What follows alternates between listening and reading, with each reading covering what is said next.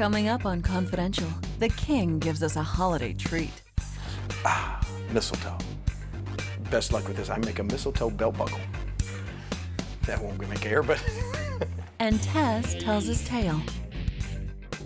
I might be in jail. I might be dead. I might, I'm telling you, it kept me on a straight and narrow.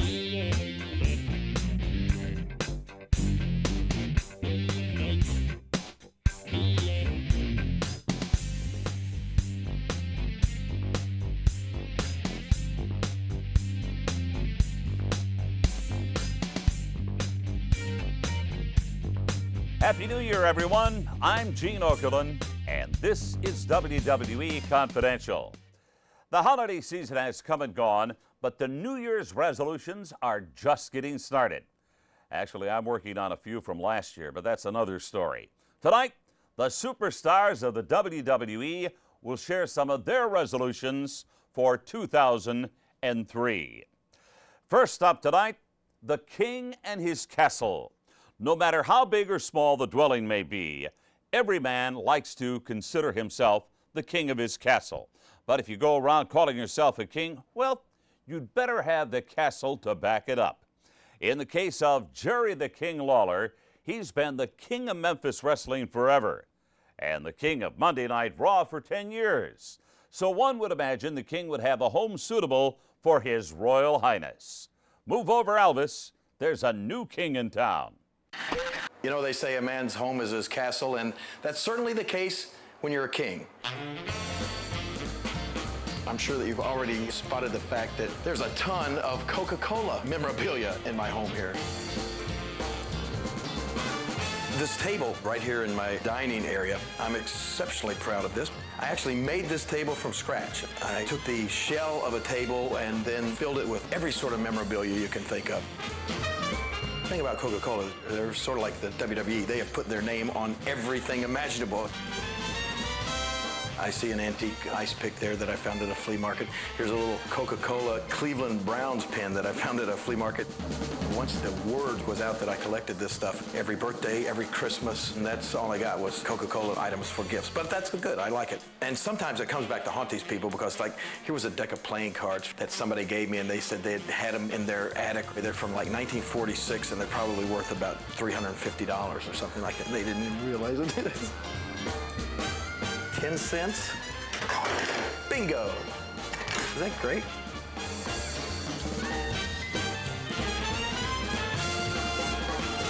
My interest in Coca-Cola is mainly because of the advertising art. I was always a big fan of the Coca-Cola Santa Clauses. There was an artist named Haddon Sundblom who painted these Santa Clauses for the Coca-Cola company, and they used them in their advertising art for years and years. That Santa Claus became the accepted Santa Claus for the country. Because I'm an artist as well, I was always a big fan of that. One day I was in Philadelphia on a wrestling trip. I was passing an antique store. I noticed this calendar piece in the window there, and it was from the month and year that I was born, and so I went in and bought that, and that is how it started.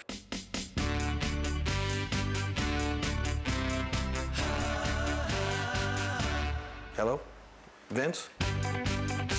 It's a baseball cap that somebody made out of actual Coca-Cola cans. We were getting ready to do WrestleMania in Las Vegas. There at Caesar's Palace, there's this great shopping area called the Forum Shops. And there's a really neat antique store in there, and I was just browsing around in there, and this big, beautiful Coca-Cola neon sign caught my eye, and I was just standing there, I was just mesmerized. Oh, that would be so great to have in my house. I have never drank any sort of alcoholic beverage, ever. What that resulted in was I did drink an awful lot of these. As far as all of the Coca-Cola memorabilia, this is probably the best, nicest gift I've ever received from anyone. And it's from a fellow WWE superstar, so to speak, Harvey Whippleman. I can't ever tell Harvey how much this is worth now, or he'd probably break into my house and try to take it back. Let's see. What does the king have in his refrigerator? This may be scary. I always have to keep some actual mistletoe. Come on. Here we go. This has served me well this holiday season. This is leftover turkey from Thanksgiving. Oh, thank goodness for Ziploc bags. It keeps the smell away. Mystery meat, whipped cream. I don't know what that would be for. More whipped cream. Hey, watch it. This is scary. I eat out a lot, folks. This is like some kind of a pumpkin pie. I don't even know what that is. It looks like the cook got sick. Some scary stuff in the King's refrigerator. We will come from the Coca-Cola theme room into my next theme room, which is the Gone with the Wind room. Probably the best movie of all time. I've probably seen it at least 20 times. Some of my own artwork, picture I painted of Clark Gable as Rhett Butler. This is one of the bricks from the old movie theater where they very first showed the movie. This is the famous scene where Rhett had just finally given up on Scarlett and he decided to leave. Frankly, my dear, I don't give a damn. Yes, right. He didn't give a damn.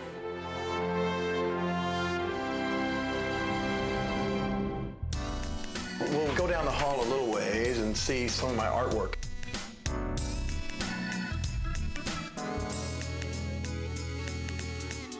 This is the Florida room or shell room. I have a condominium in Fort Myers, Florida, which is just a stone's throw away from a little island called Sanibel. Sanibel is the shelling capital of the world. Those are called horse conch shells. Of course, we have starfish. These are olive shells, sea urchins. Another example of some of my artwork. Now we'll head over to the living room. I love Christmas. It's really my favorite time of the year. I enjoy all of the decorating and all the shopping. I decorated every inch of the tree by myself. We have a ton of Grinch stuff around. As a matter of fact, Jim Carrey sent me this little piece. He was just getting started working on the Grinch before we even finished filming Man on the Moon. And he would come around sometimes and make the Grinch faces for us. And we just knew immediately he was going to be perfect. I mean, didn't even really need the makeup. His face expressions were so perfect for the Grinch. That's my main Christmas tree. I have several around the house. And now we are here in the King's bedroom. Yes. I have this thing about lights. I have a lot of lights everywhere. And this is not just for Christmas. This stays this way year-round. Bachelor. Get this. A Coca-Cola watch. Can you believe it? Three Stooges watch. Superman watch. The King watch. But my favorite of all is to watch this. Yes. Oh. In here, I have a lot more Coca-Cola stuff that I've collected. I also have here one of my other passions, the Cleveland Indians and the Cleveland Browns. This is one of my prized possessions here. Bob Feller, one of the all-time great baseball players. Bob Feller, best wishes, 1989. I love that guy. Don Knotts. It's good to be the king sometimes on CD. And look, there's my mom, my brother and his wife.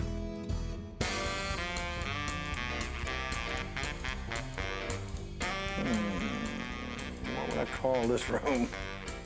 These are cookies that they gave us on the set of Man on the Moon. Yikes. They're almost petrified now.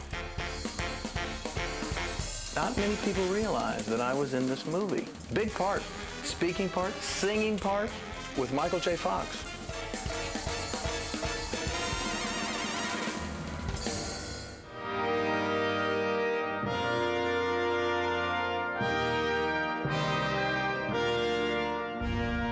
A little bit of royal presence here. The two suits of armor were actually Christmas gifts from my two sons. So they hold a special place in my heart. I have to check, see if anybody's in there every now and then. There are only things in my home that I like, that I enjoy. So everything you see here is a part of my personality. The lights, the Christmas things with that whole mood and emotion and feelings of Christmas and sort of the gaudy, royal aspect of things. That's me. I think my house is a perfect reflection of who I am.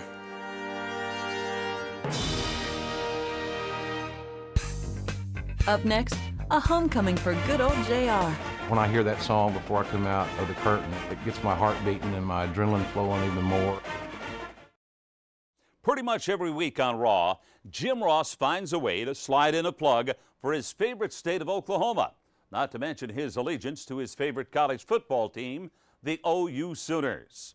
The man has a life-size replica of the Sooner schooner in his backyard.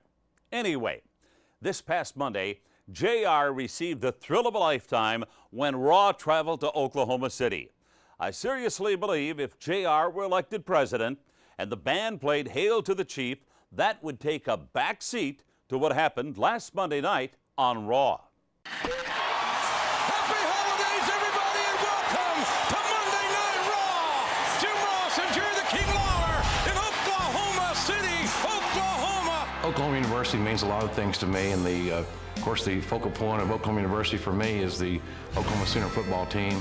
Ever since I was a kid growing up here in Oklahoma, it was one of the primary things that all of us could rally around and be proud of, the success of the Oklahoma team. So it means a lot to me, the pride of living here and being an Oklahoma fan, and I feel like I'm a part of their family, and it's hard to put into words. Well, the Sooner fight song is the greatest fight song in all of sports for several reasons, because one, I am Oklahoman and I'm proud of my heritage. To this very day, when I hear that song before I come out of the curtain, it gets my heart beating and my adrenaline flowing even more. And you know, I love my job. I love being able to be in sports entertainment. It's been my life. To be in the business I love, to be able to be on Raw is the coolest thing in the world for a wrestling fan, and I'm still a wrestling fan. And then you add that little cherry on the sundae, with that OU feel and that Oklahoma feeling, the Sooners fight song, it just makes the night perfect. I always get off to a perfect start on the night. Sometimes it kind of goes a little haywire in the middle and sometimes at the end, but as the nights always start perfectly when I know that I'm going to go out and do Raw or pay-per-view, and then that fight song plays. Pretty much all is right with the world for JR. I've had some interesting experiences in Oklahoma, to say the very least. You know, I got a pretty good beat down from Stone Cold Steve Austin once upon a time in Oklahoma City. You want to punch me, hillbilly boy, right here in your hometown? And that was a tough night for me personally there. Austin destroying his good friend Jim Ross in Jim Ross's hometown in front of his own people. I joined Mr. McMahon's Kiss His Rear End Club here in Oklahoma, and that was also a night that I'll never forget. You laugh at me, hillbilly boy? I'll give you something to laugh at. These people are gonna kiss my ass through you. Now, get over here and kiss his ass. Oh my gosh! It was an emotional night. My kids were here. They certainly were shocked to see what was going on with their dad, and then it seemed like it kind of come full circle the last time we were in Oklahoma City, where the King and I find us in a match, which I am absolutely unqualified to be in. You can either go out there tonight and compete, or you're both fired. I don't consider myself a wrestler. I have the utmost respect for our talents. So I felt honored to be in the ring with these other guys. Didn't belong there. From an athletic standpoint. We are here today because we're supporting JR and his wonderful Sooners. JR supports Oklahoma so much, so we just want to come back and support him. I got to tell you, that was one of the greatest honors of my entire life. That song is timeless in my mind. It means so much to me, and for those kids to be here so close to Christmas when they could be home with their families, to make the commitment to be at our event and to do this is a great honor. I don't know that I'll ever have another moment like that in my life. It was just amazing. What's he gonna do now? What is he gonna do now? This crowd. No, he didn't just tag King. He tagged. That is not a legal tag. Hey, he's got brass knucks. No. That's illegal as hell. What the hell? What the hell is going on here? We had, for once, JR came back to Oklahoma, and we had a happy ending.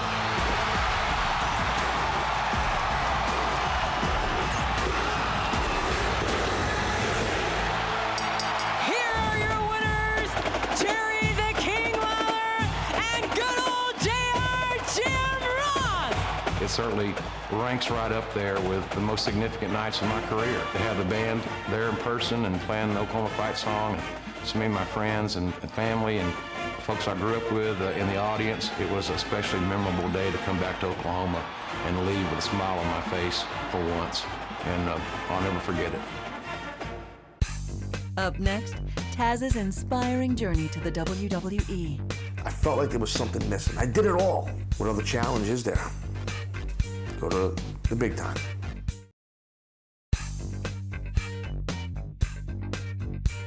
On the surface, the man known simply as Taz seems to have one enormous chip on his shoulder. And who could blame him? From his humble beginnings on the mean streets of the Red Hook district in Brooklyn to the top of Extreme Championship Wrestling, there has been no shortage of detractors. As a teenager, he was told he was too small to play football, but Taz went on to become an all-New York City linebacker. When he decided to pursue his lifetime dream of being a professional wrestler, he was told he was too small, but Taz became one of the most popular stars in ECW history and one of its longest reigning champions. After passing just about every physical challenge that has come his way, Taz has a new challenge. Color commentator for SmackDown. Although some thought he was a little crazy at first, he's become as much a fan favorite on the mic as he was in the ring. Throughout his life, Taz has proved you should never doubt the kid from Red Hook. I was told I would never have a child, so he was really a surprise, and he was born on my birthday. The doctor had said to me, "You have a linebacker. He's a big boy." To be perfectly honest, he was the most mischievous little bitch that you ever walked the earth. The neighborhood we grew up was rough. I don't mean it was a poor neighborhood. It was rough. I mean, there were rough kids. You had to know how to take care of yourself. Don't take nothing from nobody. If you have to fight and you get a beating, you get a beating. That's all there is. Don't come crying to me. The neighborhood was similar to if you were brought up in inner city Los Angeles or inner city Chicago or Detroit, you know, something like that. That's what it was. That's what New York is, Brooklyn or Queens or the Bronx or Manhattan. Not a lot of green. There's a lot of noise at night. I wasn't the kid hanging out in the corner. I didn't have the clique of friends. I had a couple of friends I was close with, and that was it. I didn't really have a, exciting childhood. I never went to Disney World. None of that stuff, you know. I instilled value in him. The first thing was no drugs. He knew, I said, if I catch you with any drugs, I break your knees, you don't go out of the house. And they believed me, both my sons.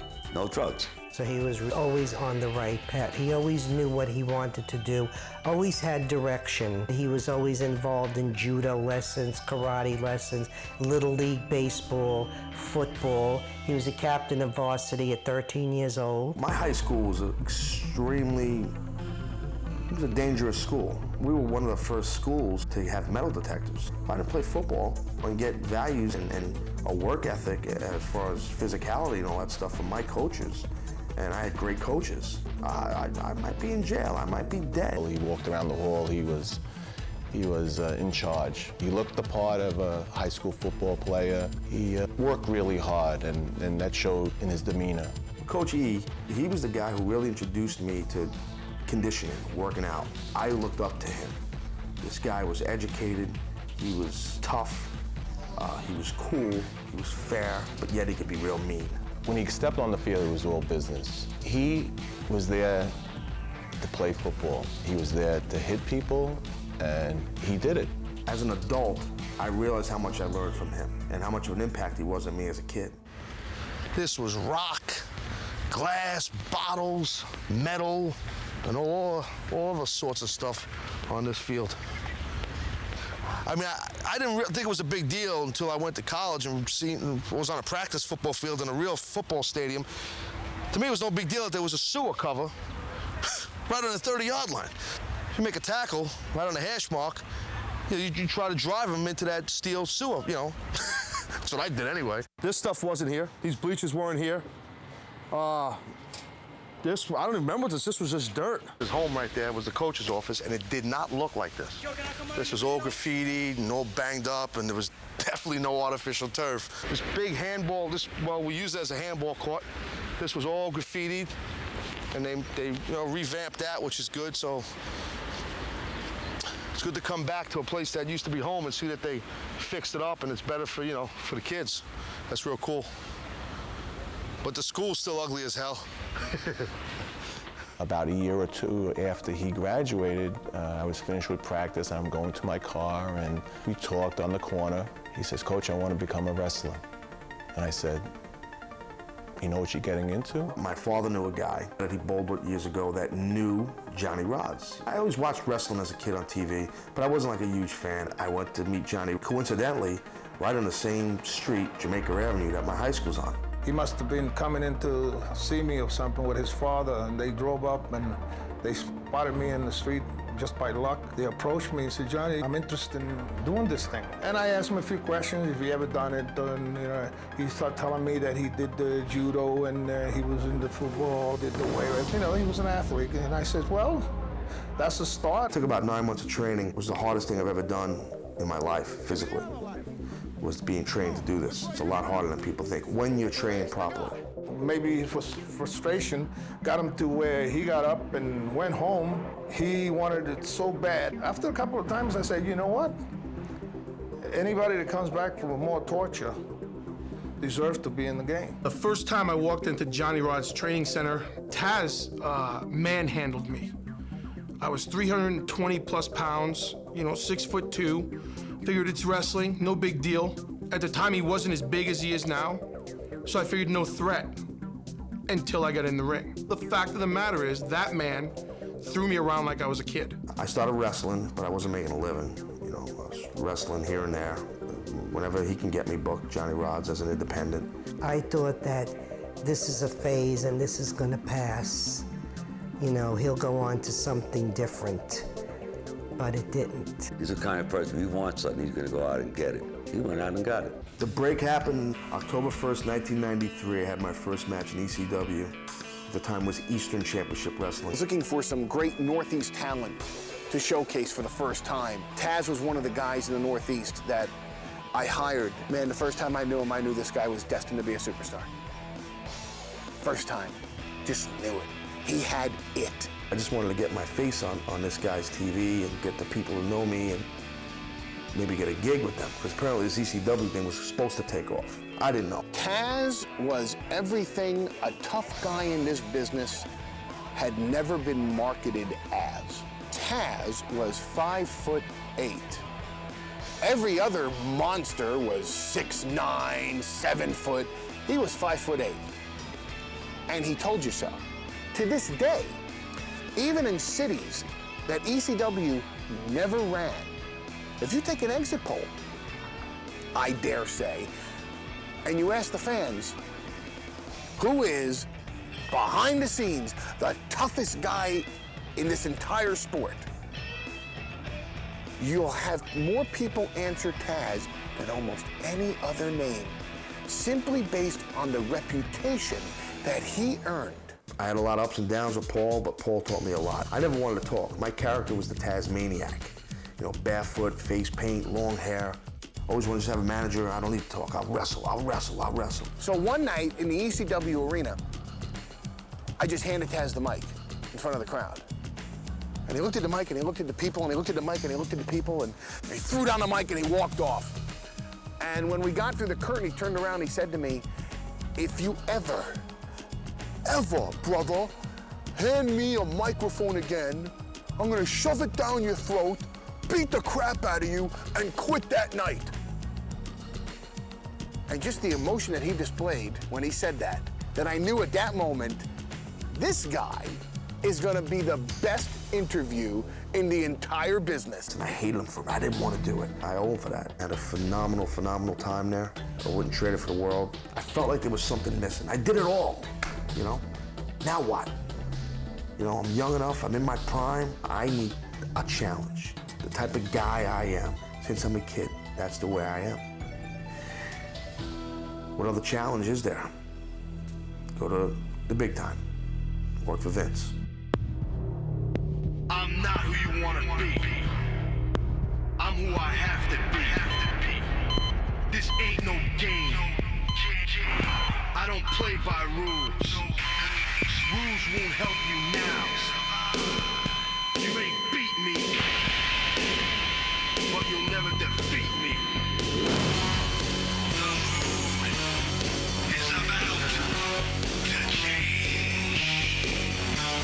I debuted at the Royal Rumble in my hometown at Madison Square Garden. It was the greatest moment of my damn professional career. Wicked. Hearing that ovation in that arena. I'll never forget it. I look at Bruce Pritchard, I go, man, I hope they know who I am when I walk out there.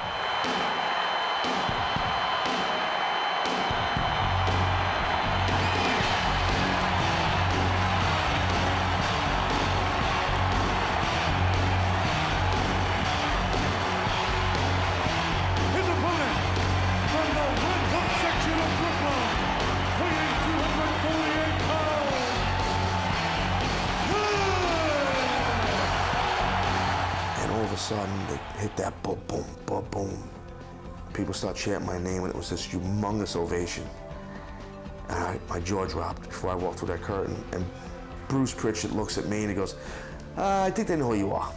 And I walked through the curtain, and the rest is history. Wicked. Up next, RVD versus Jimmy Superfly Snuka. Who would fly higher? Who's to say on that one? Because obviously the Superfly captivated fans for years, but RVD's got his own little thing going on.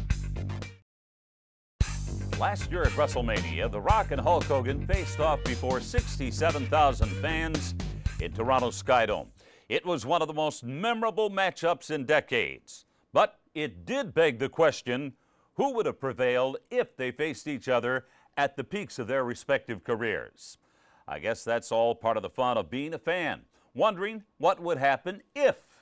Like what would happen if Andre the Giant met the Big Show, or if Gorilla Monsoon took on Brock Lesnar. Or how about this one? RVD versus Jimmy Superfly Snuka. That I'd like to see. The following contest is scheduled for one fall, making his way to the ring from Battle Creek, Michigan, weighing in at 235 pounds, Rob Van Dam! And introducing the challenger from the Fiji Islands, weighing in at 250 pounds, here is Jimmy Superfly Snuka.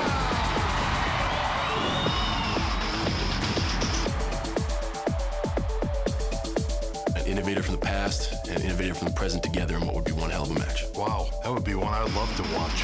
Here we go with the action. From bell to bell, it would be extremely entertaining for the fans who enjoy ability. It would probably start off with Rob working real fast, with Jimmy kind of absorbing it. Shoulder block sent Snuka to the canvas. And then once he saw his opening, would take that one shot and drop Rob down. You know, the old saying, age and experience. From A to Z, everything he does is for a reason. Jimmy can do anything he wants to do right now. Snuka was one of those wrestlers that could kind of lay in the weeds, as we say, and save his energy. Jimmy Snuka comes from that old school wrestling stuff, and I know that those guys were tough as nails. Not to say that Rob isn't. I'd have to give the strength advantage to Jimmy Snuka. Till this day, the man is still built the same way he was 20 years ago. One of the most phenomenal athletes the World Wrestling Federation has ever seen. He was one of the people that captivated me with his body. He was unbelievably muscular. In his prime, man, he had an awesome physique. He looks in an unbelievable shape. He looks better than ever. Rob's agility and the way he moves in the ring would keep everything alive. Look at the amazing flexibility of Rob Van Dam. He's unbelievably acrobatic, durable, flexible, and very creative with his stuff. He's just a rubber band. You can't seem to break him. I've seen everybody twist him, beat him down. I mean, you see him stretching in the back. He takes a lot of pride in being agile. Okay, now we have to decide who would be the fan favorite. Jimmy Snuka, number one. So many fans feel that this extraordinary athlete is indeed number one. Popularity like I've not seen before. A very charismatic individual also. He was a master of entertaining you in a match. He really captured the wrestling audience as much as just about anybody I've ever seen. I love you, baby! There was a time when there was nobody hotter than the Superfly. In awe is this capacity crowd of this man, Superfly Snuka. The Superfly captivated fans for years. Superfly Snuka! Giving the I love you to everyone here. But RVD's got his own little thing going on. Every time he puts the thumbs up and points to himself, every fan in the building's with him. The People love RVD. If you had the I love you sign from Snuka and the RVD chant, RVD will win every time. The crowd just, they love him. They love to put their thumbs to their shoulders and chant those initials. As far as whose splash is more devastating, whether it be Snuka's splash off the top rope or RVD's 5-star frog splash. They want to see him fly. And RVD! Oh my God! It's a shame that we can't see that happen. Superfly, Snuka going up to the top rope. Superfly! Oh. And now Van Dam, big time 5-star. That might have been a 6-star frog splash. Snuka's a lot heavier, a lot more muscular. Van Dam, he gets all the extra height from the leap. Look at the height! Look at the hang time! Wham! Can I say a tie on that one? I think Snuka probably had a harder body than Rob does, and I think he weighs probably a good 20, 30 pounds more than him. So on that guess, I would say Superfly's probably hurts more. Anytime you have a grown man coming off the top rope, there's impact, so it's hard to say, but to me it's a toss-up. Van Dam is proficient in all styles. When Snuka was wrestling, most of the match was left in the ring. So if Rob was wrestling him and they took him to the floor, that could probably throw him off a little bit. Snuka's working himself in a frenzy. Working himself up. Look at this. Walked into a foot into the midsection. Van Dam fought his way out of that predicament. Wow, that would be a tough one. But right now, I'm gonna go with Jimmy Superfly Snuka.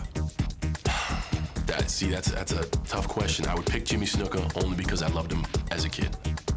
I loved watching Jimmy Superfly Snuka. I'd have to take Rob Van Dam to beat Jimmy Snuka if they were both in their prime. If I had to choose a winner, I couldn't. I don't know how this one would wind up. I think Jimmy's been a lot of wars that he came out on top with.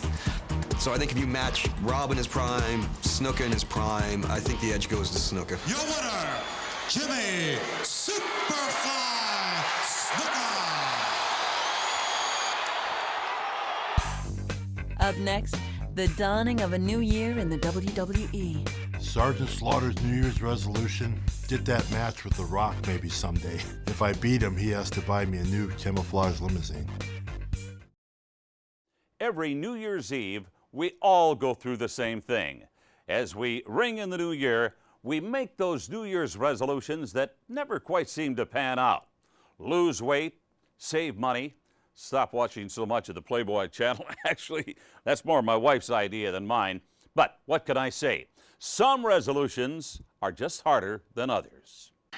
My New Year's resolution. My New Year's resolution. My New Year's resolution, you know, people say I got a lot of dirty, annoying habits. I guess get rid of them. Win a match, try to survive another Tough Enough, get some more head. What does everybody want? To educate the WWE locker room so I can actually have some intelligent conversations. Because after all, I am a Harvard graduate. My New Year's resolution will be to keep wrestling like a 25-year-old. Yo, peep this. My New Year's resolution is to be a better person. I'm D'Lo Brown. More understanding. Down with the brown. Not to be so standoffish. What you think about that, girl? Just train as hard as I possibly can, just keeping my 32-inch waistline. Sergeant Slaughter's New Year's resolution, get that match with The Rock maybe someday. If I beat him, he has to buy me a new camouflage limousine. Man, I don't have a New Year's resolution. I gotta feel it. I gotta feel these resolutions. My New Year's resolution is the fact that me and B Squared is taking over. How many people take us seriously because we're hip-hop or we're thug? We're gonna show that we can beat you down. You either deal with me or with Bling Bling Buchanan. My old resolutions, how long was I able to retain them? I was able to maintain most of my resolutions for about 3 hours. My resolutions usually last about an hour and a half. Let's see. New Year's Eve, New Year's Day, about the 2nd or 3rd, done. What are you doing? I don't make resolutions anymore because I can't ever keep them. Usually I start out strong and just slowly tampers away every time, every year. I don't understand the question. Say it again. I'm pretty tough on my resolutions. How could I have done it? If I make a promise, I keep it. You're gonna realize the word is bond. What was the question? What was the question again? You do this on purpose. Basically, I'm a deplorable human being. I'm completely a lack of any moral fiber whatsoever. I don't make resolutions because I have no spine and won't be able to follow through. I've never been able to keep my past resolutions. That's short. That's good. That's a keeper. Arn Anderson has maintained the reputation of being the enforcer for more than 25 years. Most fans know him as part of the legendary Four Horsemen, a group that inadvertently paved the way for future factions like the NWO and Degeneration X. But to the people who know him best, he was, is, and will forever be the enforcer. The Four Horsemen, as far as naming us, was kind of a fluke thing. We were in Charlotte, the old Crockett building. We were doing interviews, and for some reason that day, they were short on interview time, so they had to consolidate Flair's interview with Blanchard's interview, who had single matches, and Ole and I had a tag match. So they put us all out there on one interview and discussing our individual matches. Somehow it just popped in my head, you know, the Four Horsemen of the Apocalypse. And I used an analogy there. And I incorporated it into the interview. And when the interview was over, Tony Giovanni, who was supervising the interviews, walked from behind the camera and said, "You know what? You just named this group." He said, "That's incredible. You guys are the Four Horsemen." So I'll be damned. Next week, Arn Anderson, Tully Blanchard, and Ric Flair will join us as we look back at the legendary Four Horsemen. Set those VCRs, because that's going to be one for the archives. That's all for this week. Remember, if you see and hear it here, it's confidential.